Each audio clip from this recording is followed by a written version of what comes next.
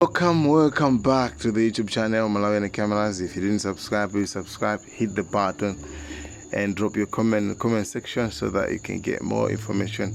Guys, zona zeni za Nyamata yemwe amaina ndibone kalindo masiku apitawa yayi patsamba pamasamba amichezo kwambiri panali nkhani kuti Nyamata amene ndi ndani makamaka nthawi izo sisi sapesa koma ndikanyamata ndithu kamaoneka kokuya nthawi zonse. Anyway, ifeyo timafufuza za nkhani za Nyamata ameneyo tapezako zinthu zingapo from the trusted sources.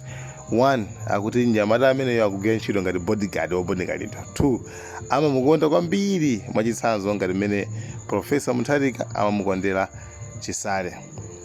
3, akuti Nyamata ameneyu akuti Nyamata uyu ndewu amayiona kwambiri ndi wakalati ndi amatha kuthibula china ndindi cha wanthu mpaka kuthawa.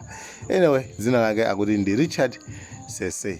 Ndiyeno I think ife longosola ife sitingaonjezere pa information imene tapeza kuchokera kwa anu ake. Anyway guys, have a good night.